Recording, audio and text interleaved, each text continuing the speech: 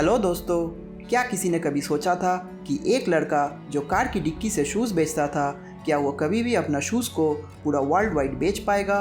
सिर्फ इतना ही नहीं, उनके ब्रांड के शूज़ स्पोर्ट्स आइकन जैसे माइकल जॉर्डन और टाइगर वुड्स भी पहनते हैं और आज की डेट में उनके मिलियंस ऑफ कस्टमर्स है पूरा वर्ल्ड में। दोस्तों, मैं नाइकी के ब्रांड के बारे में बात कर रहा हूँ, जो फिल नाइट के एक अलग सोच से कंपनी शुरू हुआ था। शुरुआत में यह कंपनी नेम ब्लू रिबन था, बाद में यह नाइकी बना। ये ब्रांड रनिंग शूज़ और स्पोर्ट्स वेयर के लिए पूरा वर्ल्ड में फेमस है, लेकिन यह कंपनी कोई रातों रात अमीर बनने वाला कंपनी नहीं है। बचपन से ही फिल को दौड़ने का शौक था और वो हमेशा से कुछ अलग करना चाहता था। फिल जब अपना बिजनेस शुरू किया था, उन्हें बिजनेस के ऊपर ज़ीरो नॉलेज था।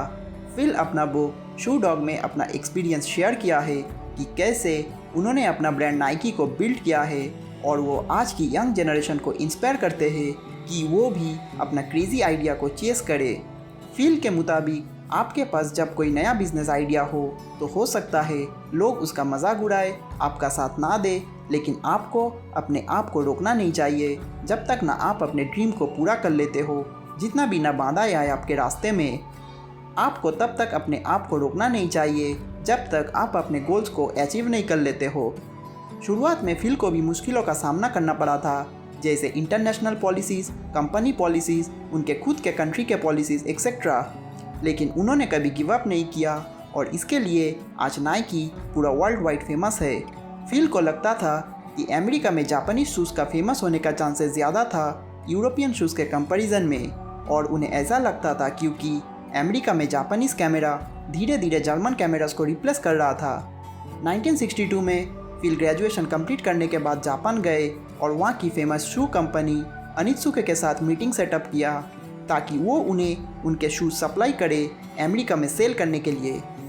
फाइनली अनित्सुके कंपनी ने फिल को अमेरिका में उनके शूज़ के डिस्ट्रीब्यूटरशिप दे दिया, क्योंकि अनित्सुके को भी यही लगता था कि अमेरिका में उनकी शूज़ की सेल पोटेंशियल बहुत ही ज़्यादा है।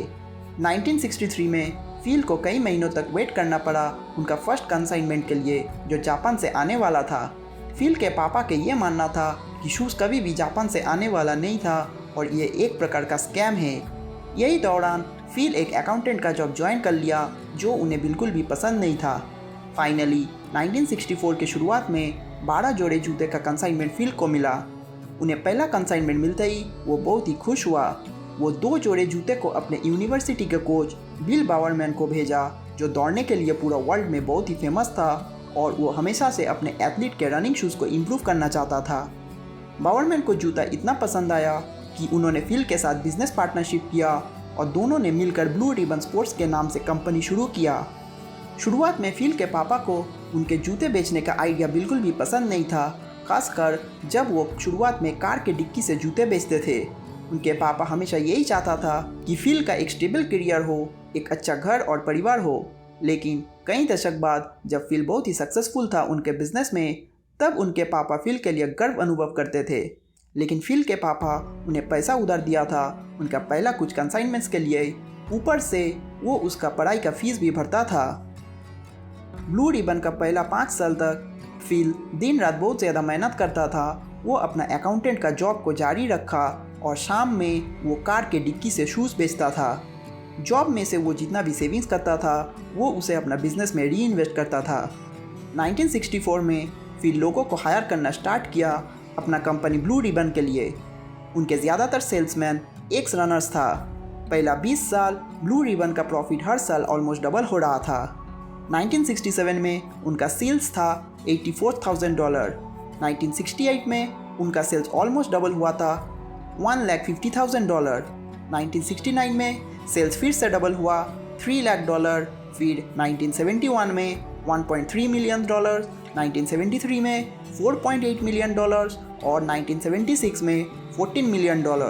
ये 20 साल में फिल को बिजनेस में बहुत सारा चैलेंजेस का सामना करना पड़ा, जैसा बैंक में प्रॉब्लम, ओनित्सुके के साथ प्रॉब्लम, यूएस गवर्नमेंट के साथ प्रॉब्लम, उनके खुद के कंट्री के पॉलिसीज़ के साथ problem, complex international business law etcetera.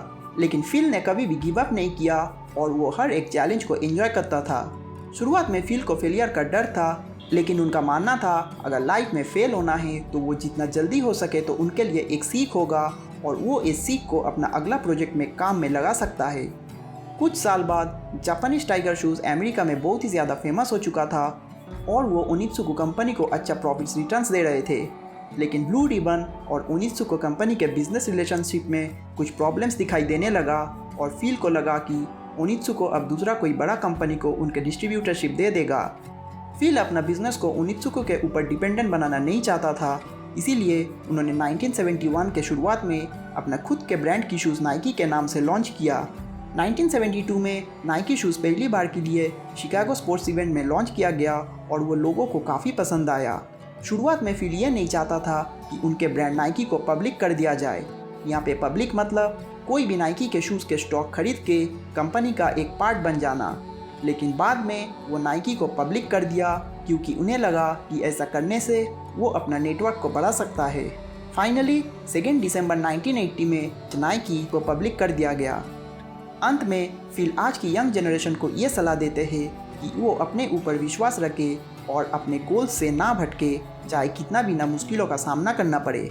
दोस्तों, हमारी आज की बुक समरी यहीं पे ख़त्म होता है। उम्मीद करता हूँ कि समरी आपको अच्छा लगा। अगर अच्छा लगा तो वीडियो को लाइक कर दीजिए और जितना हो सके इसे शेयर कीजिए और चैनल को सपोर्ट करने के लिए इसे सब्सक्राइब कर दे। Thank you.